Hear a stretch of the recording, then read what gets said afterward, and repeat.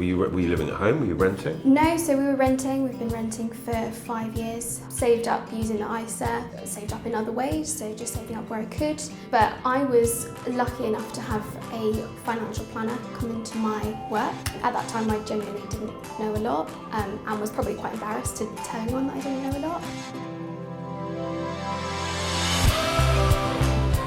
Hello everybody, I am back with another inspiring first-time buyer interview. But before we get stuck into that, could I, as ever, please encourage you, do subscribe to the channel, do turn your alerts on, and you will then keep up to date with all of the activity that's coming out of Move IQ. But today, talking to Charlotte, she's a really inspiring first-time buyer. I love what I heard about you and I want to hear some more.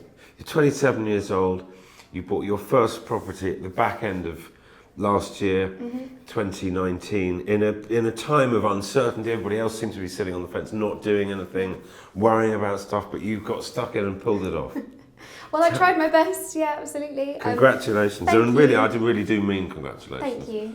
I feel like it took the majority of 2019 to get through it.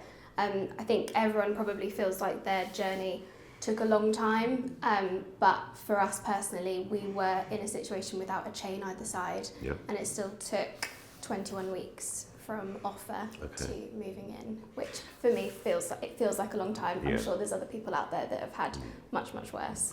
Can we kind of take it right back, and how long had you been thinking about buying a house? It's a good question, because reading back through my story, I realised that I started my Help to Buy ISA in December 2017. But Which actually, you were 25, 24? Yeah. 24. And I probably wasn't thinking about what that meant. I think I did it because I knew I should, but didn't have a plan of when that would come off. But I was lucky enough to have a financial planner come into my work, and she taught us about savings, mortgages. At that time, I genuinely didn't know a lot, and was probably quite embarrassed to tell anyone that I didn't know a lot. She also talked about income protection, and then we had a one-on-one discussion about how close I was to getting a mortgage, buying property, and that really spurred me on to actually start making some decisions, and that was in December 2018, so a year on from the ISA. Okay, so you started the ISA. Yeah. A year later you sat down with the financial advisor, and they made you feel that you were closer than you thought, or further away than you thought? Closer than I thought, and because it was in my workplace, you then realise that you're surrounded by people that are also in the same boat, and that made me think, actually, we're probably all going to buy this year or next year. And I think that spurred me on a little bit more to think that it is closer than I was expecting. Yeah. And yet the average age of first-time buyers, I think it's 33 at the moment. Really? You're 27, you've already done it. Well, yeah. I just love that you made it happen. These things don't just fall into place. You've actually got to be proactive and make it happen. First of all, how did you manage to save up the deposit? Were you living at home? Were you renting? No, so we were renting. We've been renting for 5 years. And happily renting, I think, as well. Not desperate to get away from it. But saved up using the ISA, and saved up in other ways. So just saving up where I could. We were also lucky enough to be gifted some money for the deposit as well from family. Yeah, terrific. So you were renting with a partner? Yeah. Got it. So both of us had the ISA separately, and then money from family. Okay. So that helped you with the deposit? Yeah. I think it is, I meet a lot of people and first-time buyers, and I love hearing these stories because they are inspiring. People have made it happen. It's not easy. It's never easy. It's never been easy. No. But it is possible. Yeah.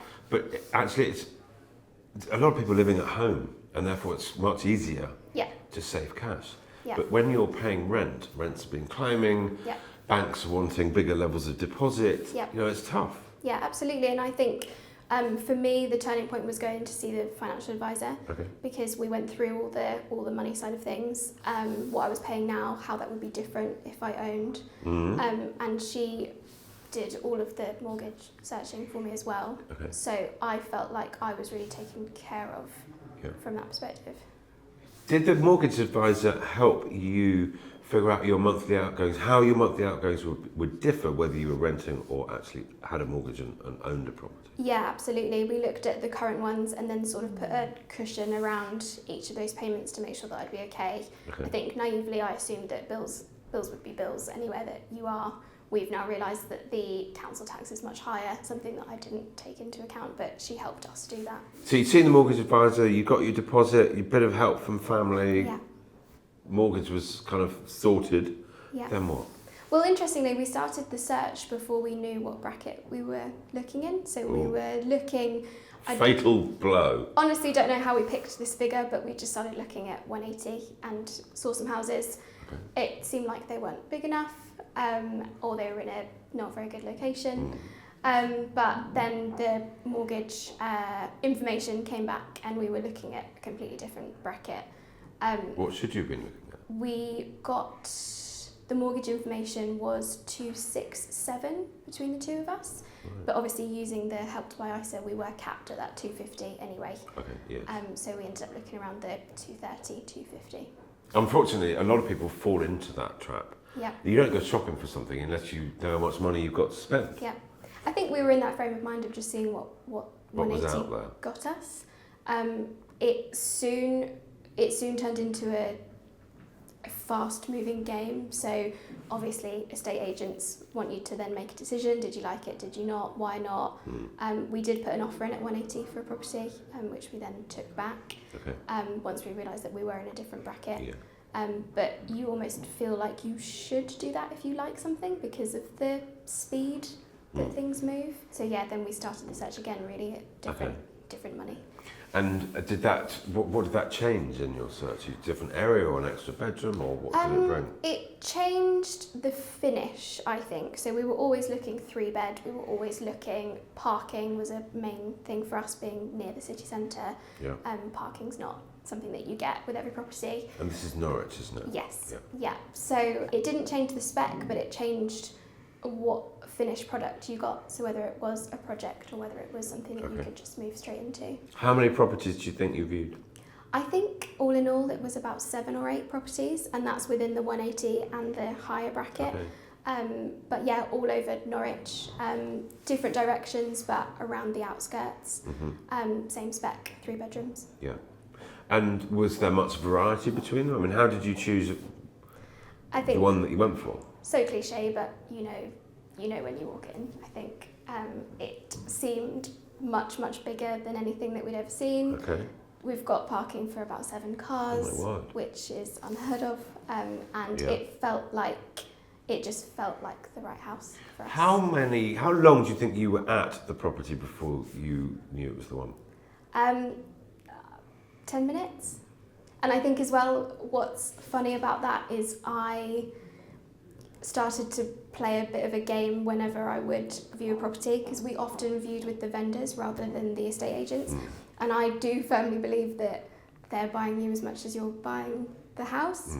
So I put my best foot forward and loved every single property that I went into because I wanted them to love us. So you do end up playing a bit of a game. I couldn't work out if my partner liked things or not because we were just constantly so positive about whatever was in front of us. But when we left, we were like, actually, that wasn't us playing, that was us loving it for real. And we offered to sat in the driveway after the viewing. Offered straight away? Yeah. Decision done? Yeah.